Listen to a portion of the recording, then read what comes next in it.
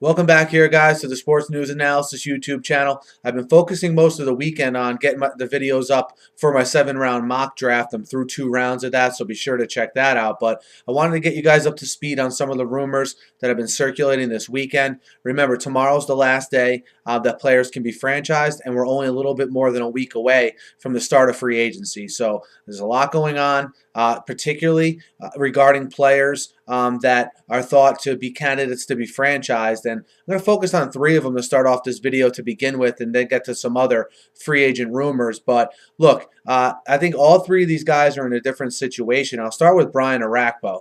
Supposedly, there's some questions in the Redskins organization as far as if they even want to keep Orakpo and sign him long term or give him the franchise tag. They're not even sure they want him back.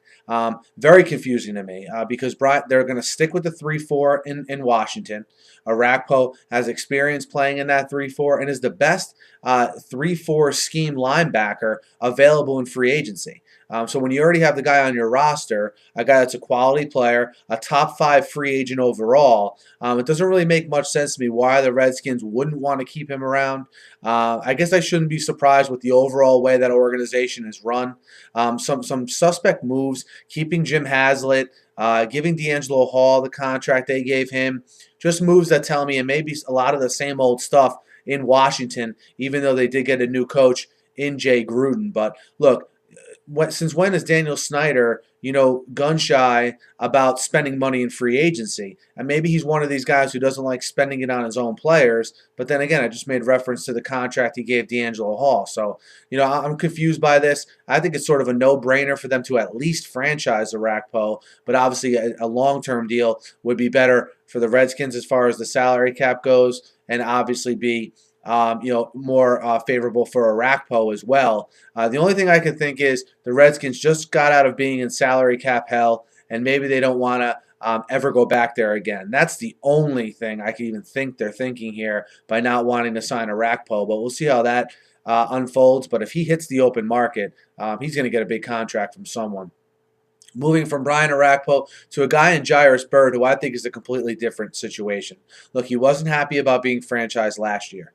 The word is the Bills won't franchise him for a second straight year, and they won't franchise and then try to trade him because they're thinking if they can't find a trade partner, all right, and he may hold out, and that's a road they don't want to go down. So they made a substantial offer to Byrd from what you're hearing, and Byrd turned it down. I think with Byrd, it's just a case of him not maybe wanting to be in Buffalo anymore and just not coming out and saying it.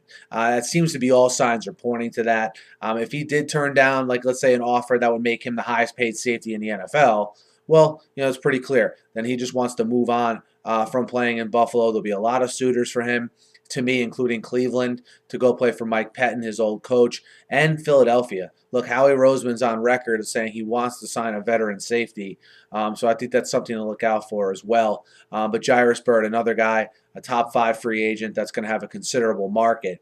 But again, I think it's a case of him just not wanting to be in Buffalo for whatever reason. Lamarr Houston, the last guy here. It's thought by guys, insiders there in the Bay Area, that he's not going to be franchised by the Raiders.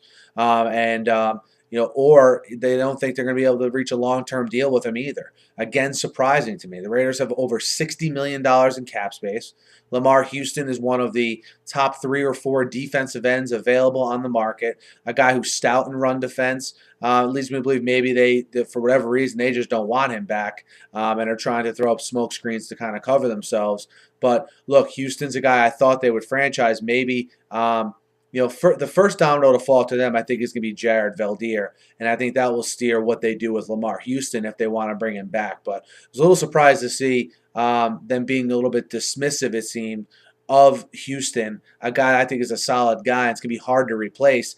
And you have $60 million in cap space. I mean, you have more than enough room to bring back some of your own guys and fill plenty of holes here in Oakland. But just catching you up on some news coming out of Oakland and some other free agent rumors here. Josh McCown, Look, I thought it was a foregone conclusion that he would return to Chicago. I think it makes too much sense, right? I mean, he had a bunch of success last year. He knows the system. His teammates will have confidence in him. Probably one of the best backup quarterbacks in the league last year, if not the best. But Adam Schefter's reporting that they don't expect him to be back in Chicago. I'm very surprised by that. A guy this late in his career finds a good scheme fit. Why there wouldn't be mutual interest there? We'll see how this plays out. But we'll look for Josh McCown to possibly be on the move from Chicago.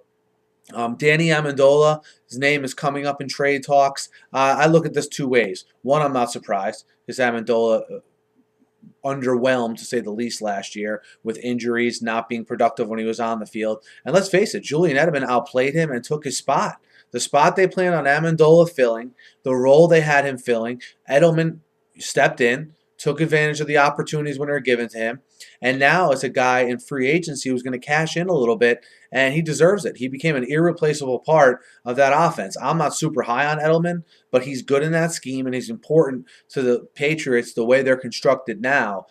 So not surprised to see Amendola being mentioned in trade talks. I would be surprised if they were able to trade him.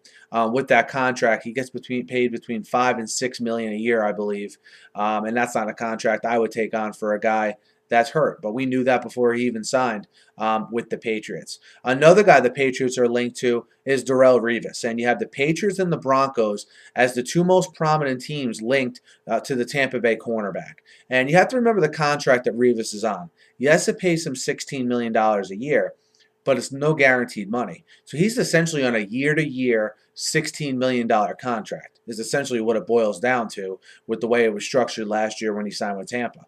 So if a team like the Patriots or a team like the Broncos, teams that are in win-now mode with veteran legendary quarterbacks, I think it makes sense to trade for a guy like Revis. Now, I don't think the asking price is going to be too high because, again, he has a $16 million contract, for the next – I believe it's the next 4 seasons. So, I don't think the asking price can be super high, given that that's the fact, especially if the Patriots – look, if I'm the Patriots, I'd rather give $16 million to Revis than, $6 or $7 million to Talib. I know it's significant more money, but you have to remember, it's a year-to-year contract that becomes guaranteed if Revis is on your roster. I wouldn't want to get into bed here with Talib on a 3-4 year deal with guaranteed money.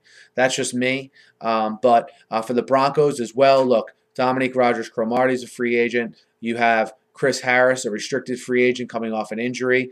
They have a tight window to win, right, with Manning. They're a win-now team. He could make sense for them as well. So the trade market picking up for Revis, again, predominantly because of the structure of that contract.